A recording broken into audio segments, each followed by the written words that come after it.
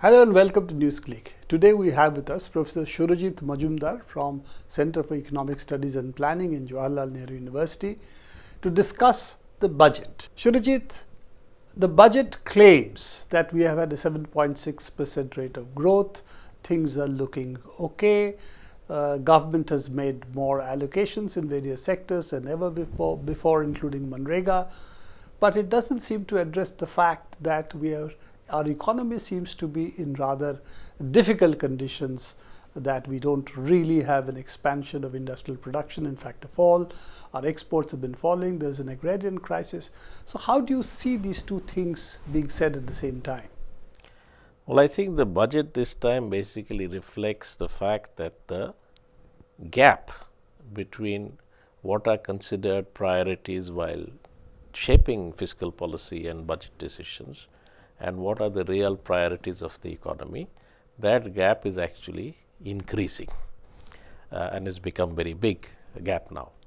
If one sees the situation as far as the economy is concerned, of course, we've had a long history in which, while growth of the economy may have been happening, for large segments of the population, there has been an income and employment crisis. And the benefits of that growth have been very concentrated.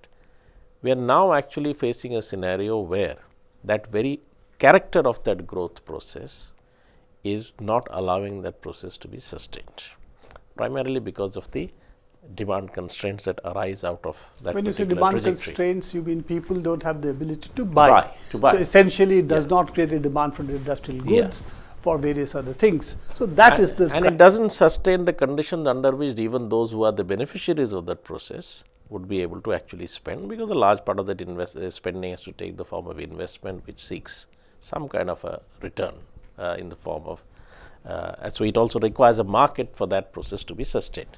So what the reality of the economy today is, despite what the statistics issued by the government may claim, is that large segments of the economy are experiencing difficulties in expanding.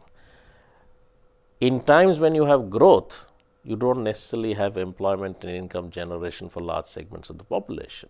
But given that the basic structure is not changing, when you have a slowing down of growth, it only aggravates the problem for the ordinary people. Crisis of the people would be even more if the growth, even which is unequal, even that growth doesn't even take place. That's what you really say. That's the aggravation that is taking place. So today you see a situation where the agricultural sector is, after a period of some revival, again experiencing extreme distress. 2 successive bad years have happened. Agricultural growth is extremely poor. Industrial production, which the new national account statistics may claim is growing rapidly, by all other indicators is doing very badly. So what are the other indicators? The index of industrial production is itself showing this. Even if one looks at the data of the national account statistics, it confirms the view that the actual production of industrial products is not growing extremely rapidly. But since your GDP is a value added measure, you are getting that the input use is apparently growing at a slower rate. So therefore, the difference is increasing at a fast rate. But the actual volume of industrial production, even according to the national account statistics data, is not very impressive. So the industrial sector has been experiencing a slowdown for a long period of time. The agrarian sector is experiencing increasing distress. Sectors like construction, which had grown extremely rapidly for more than a decade and a half, are also slowing down, which is of course the only sector which has seen some increase in employment in the last 2 decades. And you have many services also experiencing this slowdown. On the external front, the global economic condition is such that exports are actually contracting, and they've been contracting since December 2014. So all the indications are that the economy is in the grips of a serious crisis. In this crisis, whether one wants to address the question of the distribution of the benefits of growth, or one wants to stimulate the economy to generate growth, because this is a situation in which very severe demand constraint exists. You want to stimulate growth, we would expect the policy of the government as far as its taxation and spending is concerned is to be expansionary. generate demand within the economy on the basis of which growth could occur, and in the way in which you generate demand, you also generate employment and income opportunities for people. Which is spend on infrastructure, spend on building industries. Yes. Basically government spendings to stimulate the economy. Yes. So, that is what one would expect in the given economic realities to be the priority. Instead, fiscal consolidation or reducing the fiscal deficit is what has been accorded priority. The implication of the economic condition is that the ability of the government to generate revenues under a regime of relatively low taxes, that ability is compromised. We have seen in the last year that there has been a severe shortfall in tax revenues that could be mobilized from most heads, and in particular from direct taxes, corporate and personal income taxes. There is a huge shortfall in the revenue compared to what was estimated. It's about 40,000 crores. Yes. The only way the government has managed to ensure nevertheless that the fiscal deficit target is met is by mopping up additional resources from excise duties. Excise duties have been the main source of additional revenues, taking advantage of the international oil price fall, not passing on that entire increase and repeatedly increasing the duties. This has been the major source of not passing on the benefits of the fall of the oil price to the consumers, but taxing it more through excise duties, etc. Yes. So that the price still remains roughly there, a little bit less, but this difference goes into the pockets of the government. This has also affected the revenues that have been available to the states. By the way, Surajit, if this happens, that your direct taxation goes down, indirect taxes increase, also means the burden of mopping up the resources are really from the people and not from the rich. Absolutely. And this has only reinforced a trend that we have seen over the last few years, where the proportion of tax revenue being generated from indirect taxes is increasing. And indirect taxes include, of course, also most of the taxes levied by states are also indirect taxes. So, the weight of indirect taxes in the revenues has been increasing. There has been a big shift in the last year because of this particular pattern, that you had a shortfall in direct taxes, which you made up with excise duties. And in this year's budget, also the thrust as far as revenue mobilization is concerned is entirely placed on indirect taxes. In the realm of direct taxes, some concessions have been given, as a result of which there would be a revenue loss. So, inverse Robin Hood principle, rob the poor to pay the rich. Yes. So, the tax structure is becoming more and more regressive in a situation where your growth process is in any case been one which has aggravated inequality. So, you are reinforcing the trend towards inequality. In that sense, you are reinforcing also the constraints that the economy is facing in terms of its ability to grow. So, two parts to it. One is the austerity part, which is following a kind of philosophy which is basically led to crisis in the global economy, the European countries, is what the government of India seems to be also following. And second part of it is the burden of the taxes being borne largely by the poor. You were also talking about the transfer to the states. Yes. So, what is the impact in the transfers to the states? If the revenue because a part of the central taxes have to be transferred to the states. So, if you have a shortfall in tax revenues, then the amount that gets transferred to the states also comes down. So, even in the last year, there has been, compared to what was budgeted to be the amount to be transferred to the states, the actual transfer has been less. So, which means that states would have been able to spend less than they might have been able to do if what was budgeted had actually been received by them. What is also important to note is that for the coming year, the estimates about revenues and expenditures are based, or estimates about revenues particularly, are based on an assumption of a nominal growth of GDP, which last year's experience showed to be wrong. So, last year they estimated a certain nominal growth of GDP, whereas the actual nominal growth was much lower. They are getting a high real growth as far as GDP is concerned, basically because the inflation rate being used to gauge what is the real growth is extremely low. And you don't think there's a real reflection of the inflation in the country today? No, perhaps it's not, and it's certainly not a reflection of the real growth that is being measured. What is also, if the next year you have a similar trend. If in the next year you have a similar trend, then the revenue estimations that are being made may turn out to be optimistic.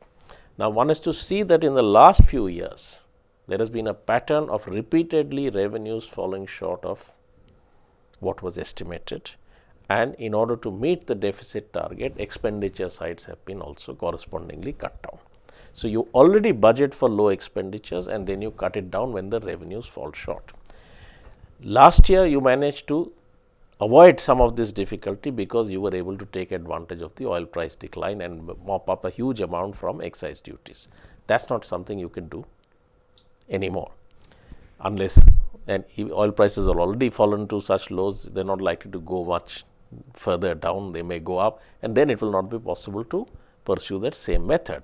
If you cannot and your nominal growth again turns out to be lower than estimated, then you are going to fall short on the revenue front, both central revenues as well as the part that is to be transferred to the states. The implication of that would be that the expenditure that you are making, that you budgeted, the budgeted expenditure itself as a proportion of GDP is slightly lower than last time, and it reflects a trend that has been there for the last few years of actually compressing the expenditure as a proportion of GDP. So, from about more than 14% in the beginning of the decade, it is now around 13%, the central government expenditure to GDP ratio. So, you have continued that, and if your revenues fall short in the coming year and you want to meet that fiscal deficit target, then you will actually again have to compress expenditure further, which means that instead of you pursuing an expansionary fiscal policy stimulating demand, you are letting fiscal policy itself get become part of a process of reinforcing that constraint. Because if you do not get growth, if you do not get revenues, then you spend less. When you spend less, you aggravate the conditions which do not allow that growth to actually happen. And of course, it means that the requirements of the people in a wide set of areas remain addressed in a very limited sense. Of course, government has been emphasizing that they have increased expenditure in this head or that head.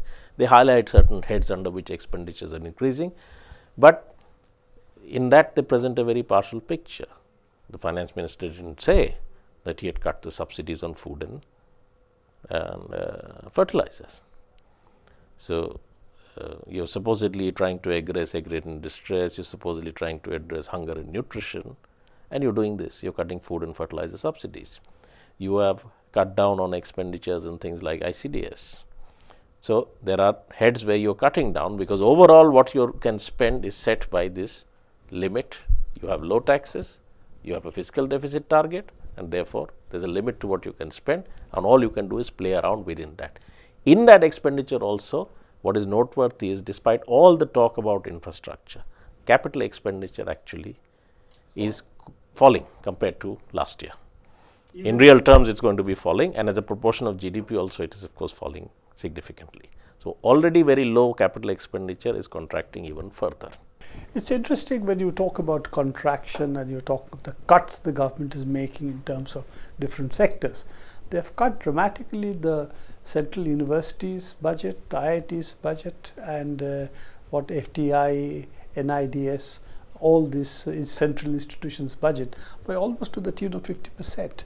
So that's a very dramatic cut in the budget allocation for these. That's under some heads that cut has happened, but clearly the all institutions of higher education are going to face a very tight situation financially in the coming year. That's quite clear from the budgetary allocations. So, what are the final words for the Indian consumers this year? Do you think with these policies we are likely to see even lower growth in industry, in agriculture, in employment? Do you see any revival in the Indian economy taking place under these conditions?